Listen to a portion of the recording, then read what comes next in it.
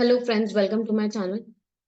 मार्च 2024 आने वाला है एंड मार्च 24 काफी असेसमेंट्स की लिमिटेशन पीरियड भी हो सकते हैं। तो अगर आपके जो केसेस है उसकी लिमिटेशन पीरियड मार्च 24 है, तो अभी तक आपको शो कॉज नोटिस रिसीव हो चुका होगा। और शो कॉज नोटिस का भी अगर आपने जवाब दे दिया है तो आपको असेसमेंट ऑर्डर रिसीव हो गया होगा।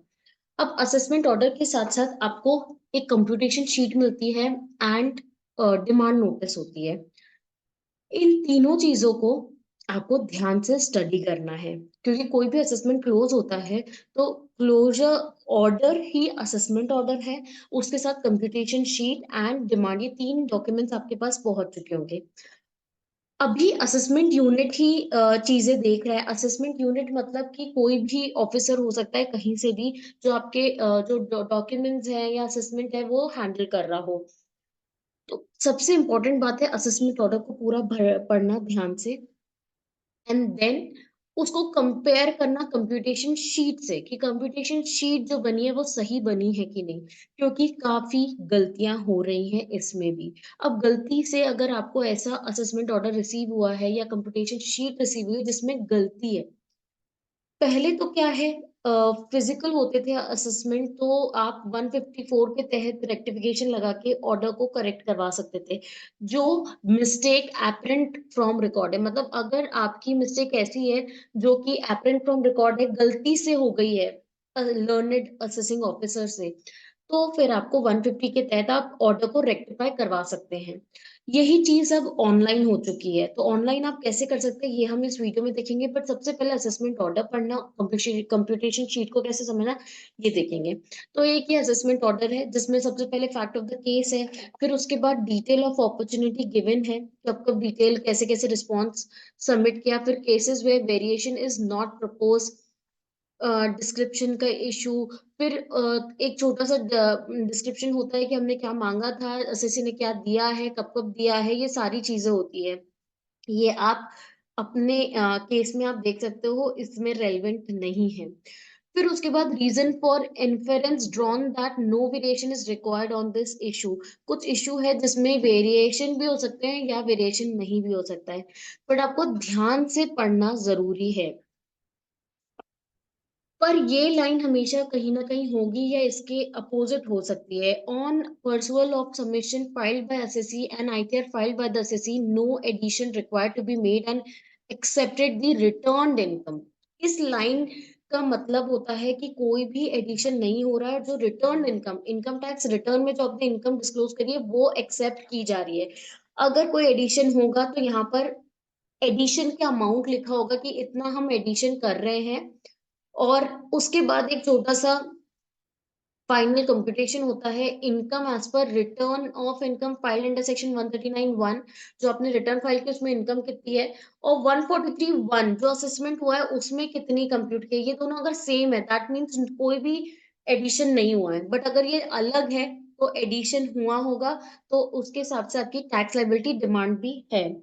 अब देख सकते हैं आप कि ये इस ऑर्डर में कोई भी एडिशन नहीं है, दैट मीन्स कोई भी डिमांड नहीं होनी चाहिए। But we have received a demand notice.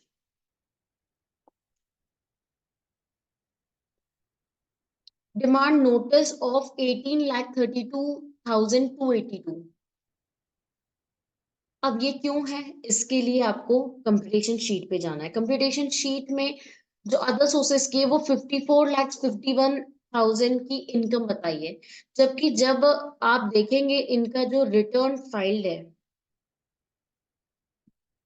Return file में अदर सोर्सेज में 35,72,000 की मात्र इनकम है, और उसमें से भी 16 लाख तो हमने एज अ डिडक्शन लिया है 89A में। तो ये माइनस होके जो बैलेंस इनकम है 18,78,000, इस पे टैक्स लगना चाहिए।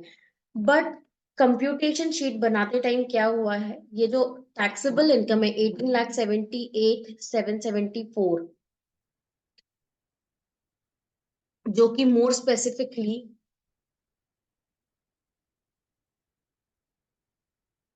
हमारी डिविडेंड इनकम है, उसको दो बार कंसिडर करा गया है। एग्जेम्प्ट इनकम जो है, डिडक्शन जो क्लेम किया है वो डिडक्शन को भी कंसिडर नहीं किया गया है।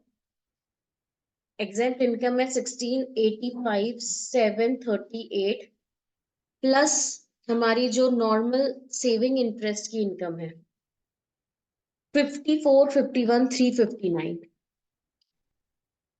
ये अमाउंट आ रहा है। जब हम कंप्यूटेशन शीट देखेंगे तो कंप्यूटेशन शीट में भी 54, 51, 359 अमाउंट आ रहा है।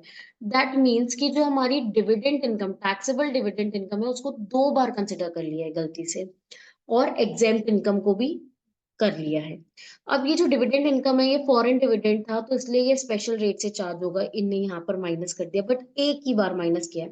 तो जो कंप्यूटेशन शीट के हिसाब से बैलेंस टैक्सेबल इनकम जो है वो 35,72,590 आ रही है एग्रीगेट इनकम।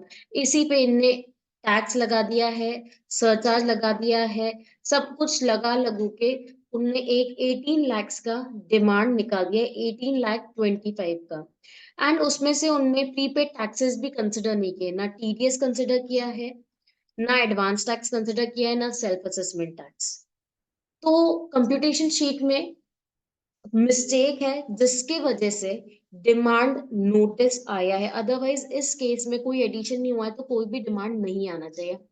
अब जब डिमांड आ गया तो इसका रेक्टिफिकेशन कैसे हो, तो आपको लॉग इन करना है अगेन किस पे, इनकम टैक्स पे। और इनकम टैक्स में लॉग इन करने के बाद आपको सर्विसेज में rectification of order pass by CIT appeals पे जाना है, न्यू रिक्वेस्ट पे जाके जो असेसमेंट है वो करना, वो सिलेक्ट करना है, और रेक्टिफिकेशन ऑर्डर विथ डिन। जब आपको असेसमेंट ऑर्डर मिला है तो आप डिन वगैरह भी सारी details, order number, section, date of order, ये सब फिल कर।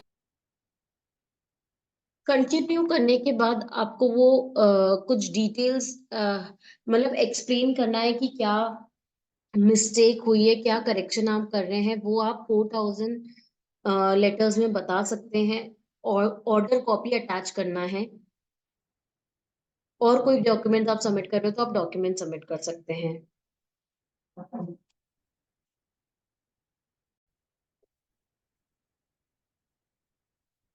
आप फिर एक्सप्लेन कर ले, जैसे मैंने यहाँ पर एक्सप्लेन करा है कि क्या क्या गलतियां हुई हैं और क्या रेक्टिफाई करना है। ऑर्डर अटैच कर दिया, कंप्यूटेशन शीट, डिमांड नोटिस, क्योंकि ये सब करेक्ट होना है।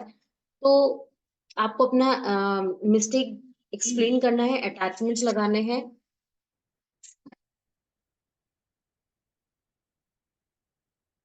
एंड डिक्लेरेशन देना है।